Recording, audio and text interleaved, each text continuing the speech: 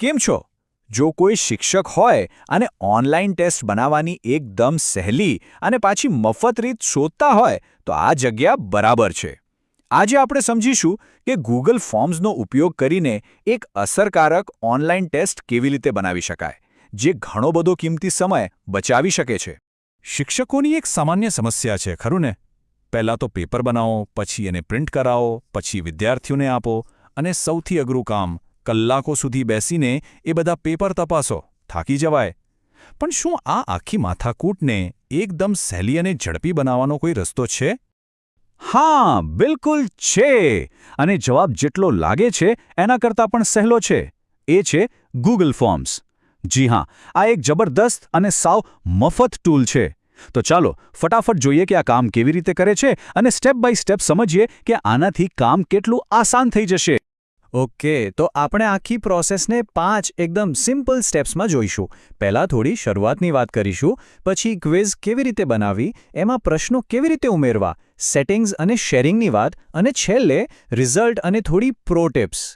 તો ચાલો શરૂ કરીએ પહેલા ભાગથી, ઓનલાઈન ટેસ્ટ.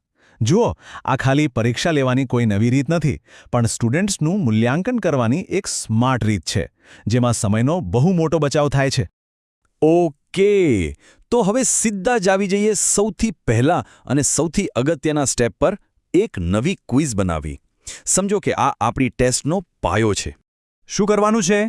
સૌથી પહેલા બ્રાઉઝરમાં જઈને ટાઈપ કરો forms.google.com. જેવું એ ખુલશે એટલે તરત જ એક મોટો પ્લસનો સિમ્બોલ દેખાશે, જેની નીચે લખ્યું હશે બ્લેન્ક.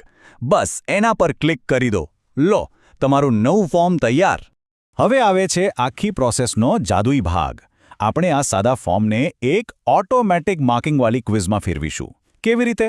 જુઓ, ઉપર જમણી બાજુ જે સેટિંગ્સનું આઇકન છે એના પર ક્લિક કરો. પછી ક્વિઝીસવાળા ટેબમાં જાઓ અને મેક ધીસ અ ક્વિઝ વાળું બટન ઓન કરી દો. હા, અને એ પણ ખાસ જોઈ લેજો કે ગ્રેડ આપવાનો ઓપ્શન ઇમિડિયેટલી આફ્ટર સબમિશન પર સેટ હોય. આનાથી શું થશે? સ્ટુડન્ટ્સને તરત જ રિઝલ્ટ મળી જશે. બસ પછી સેવ કરી દો. સરસ, આપણું ફોર્મ હવે ક્વિઝ બની ગયું છે. તો ચાલો હવે એમાં ટેસ્ટનો મુખ્ય ભાગ એટલે કે પ્રશ્નો ઉમેરીએ. આપણી ટેસ્ટનો બધો કન્ટેન્ટ અહીં જ તૈયાર થશે. ગૂગલ ફોર્મ્સમાં પ્રશ્નો માટે મસ્ત ઓપ્શન્સ મળે છે, જેમ કે આપણા રેગ્યુલર મલ્ટિપલ ચોઇસ એટલે કે MCQ, પછી ટૂંકા જવાબવાળા પ્રશ્નો પણ રાખી શકાય, અને હા, ચેકબોક્સનો ઓપ્શન પણ છે. આ એવા સવાલો માટે બેસ્ટ છે જેમાં એકથી વધારે જવાબ સાચા હોય. અને હવે એ વાત જેનાથી આપણો બધો સમય બચવાનો છે, ઓટોમેટિક ચેકિંગ. આ કેવી રીતે થશે? દરેક પ્રશ્નની નીચે આન્સર કી લખેલું હશે. એના પર ક્લિક કરો, સાચો જવાબ સિલેક્ટ કરો અને એના કેટલા માર્ક્સ આપવા છે એ નક્કી કરો.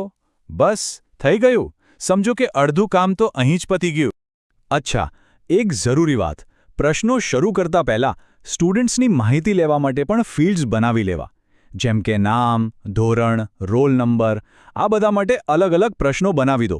અને સૌથી અગત્યનું, આ બધા માટે રિક્વાયર્ડ વાળું બટન ઓન કરવાનું ભૂલતા નહીં. આવું કરવાથી કોઈપણ સ્ટુડન્ટ આ વિગતો ભર્યા વગર ટેસ્ટ સબમિટ જ નહીં કરી શકે. ગ્રેટ, તો આપણી ટેસ્ટનું આખું સ્ટ્રક્ચર તૈયાર છે. હવે જઈએ ત્રીજા સ્ટેપ પર, સેટિંગ્સ અને શેરિંગ. મતલબ કે ટેસ્ટ પર કંટ્રોલ કેવી રીતે રાખવો અને એને સ્ટુડન્ટ સુધી પહોંચાડવી કેવી રીતે. રિસ્પોન્સિસ ટેબમાં થોડા કામના સેટિંગ્સ છે, એ જોઈ લઈએ. લિમિટ ટુ 1 રિસ્પોન્સ, આ તો ખાસ ઓન રાખવો. એનાથી શું થશે કે દરેક સ્ટુડન્ટ ફક્ત એક જ વાર ટેસ્ટ આપી શકશે.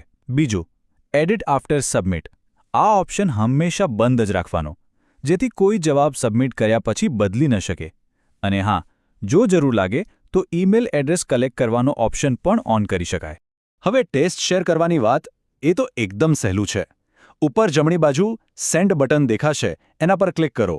પછી લિંકવાળો જે આઇકન છે એને સિલેક્ટ કરો. લિંક કોપી કરો અને બસ વોટ્સએપ ગ્રુપમાં, ગૂગલ ક્લાસરૂમમાં કે પછી ઈમેલથી જ્યાં મોકલવી હોય ત્યાં મોકલી દો. અને હવે આપણે આવી ગયા છીએ છેલ્લા અને સૌથી મજેદાર ભાગમાં, રિઝલ્ટ્સ અને થોડી પ્રો ટિપ્સ. અહીં આપણને આપણી મહેનતનું ફળ દેખાશે. આખી મેથડનો સૌથી મોટો ફાયદો શું છે ખબર છે?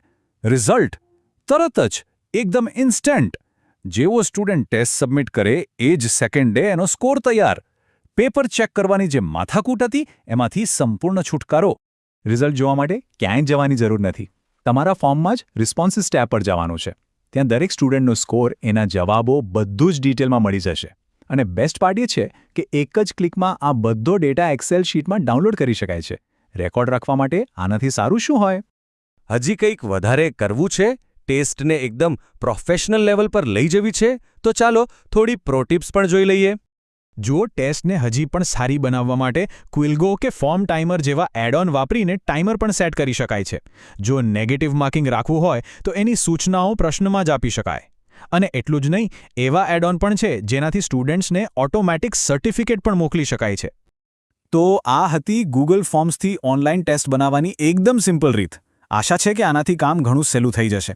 પણ જતા પહેલા એક સવાલ મનમાં આવે છે કે ગૂગલ ફોર્મ્સ જેવા સાવ સહેલા અને મફત ટૂલ્સ આપણા ભણાવવાની આખી રીતને, આખા એજ્યુકેશન સિસ્ટમને કઈ હદે બદલી શકે છે?